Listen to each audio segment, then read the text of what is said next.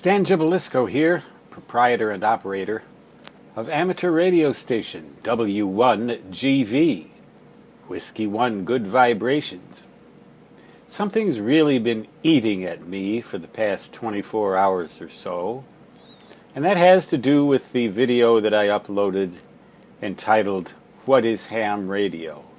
I got a lot of comments from that, and one of the comments was particularly troubling because there is a grain of truth to it as I've seen things, and it involves, it simply says that ham radio operators are a bunch of snobs that will shut out anybody who doesn't fit their criteria or something to that effect.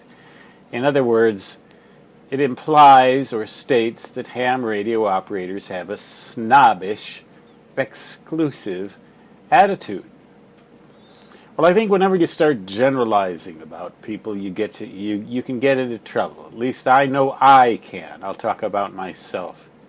I get into trouble when I start generalizing about people.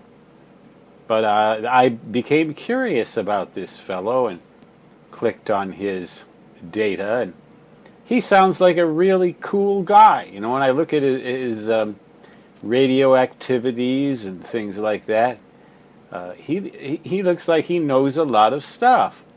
Now, ham radio operators, I know a lot of them have a sort of a superior attitude historically, particularly towards C-beers back in the 1960s when I was first licensed, and the 1970s when I was most active.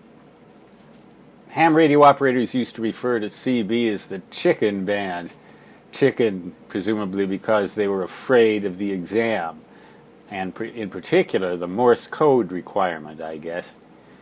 That never is a constructive attitude to have. Any kind of snobbish or exclusive or these people are not as good as we are and all that kind of thing. In my opinion, that's just not something we ham radio operators ought to embrace.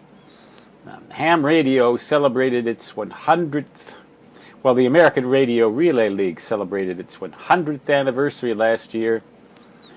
And for 100 years, a century, ham radio operators have had to fight for their privileges because commercial interests are constantly trying to take away the privileges on the radio spectrum of amateurs who operate without any profit motive at all. Something rather alien to the philosophy of the United States of advertising, and the commercial interests have a lot of money and a lot of lawyers, and we radio hams, despite all of those attacks, have managed to actually make frequency gains in recent decades and pick up a few bands. But it's not been easy, and we tend to develop a little bit of a defensive attitude, I think. But I, for one, looked at this fellow's YouTube channel and all about him and his videos, and he looks like kind of I'd like to know this guy. You know, he's a cool guy, and just because he's not a radio ham, I'm not going to exclude him. And if he doesn't want to be a radio ham, that's his business. It's none of my affair. I know plenty of people who don't want to be radio hams, technical people. And as for whether or not my knowledge is superior to his, I have no way of knowing that. It doesn't really matter anyway. As far as I know, he could be far more expert in electronics than I am. And again, it doesn't matter. Ham radio should embrace anyone who's interested in electronics and communications and encourage them to consider becoming ham radio operators or a ham radio operator. But we need not engage in this snobbish behavior. So I'm going to ask you, my fellow hams, to what extent do you think that the comment, and you can find it, it's easy enough to find, I believe his handle is Radio Man or something like that. How valid is his criticism of us. Now, look carefully, and I think you'll find that there is a shred of truth, if not a big chunk of it, in what he says. Because I've seen snobbish behavior on the part of radio hams myself. But I've also seen an awful lot of hams who would love to have him if he'd like to join us. And if he doesn't want to, it's none of our business. It's his business.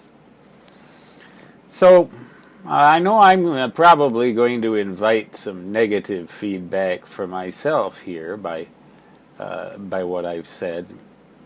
But for me, whenever I start criticizing someone else or looking down upon someone else because in this way or that I think that they're inferior to me, myself, I inevitably find that those very inferiorities that I so look down upon are exactly my own problems and shortcomings.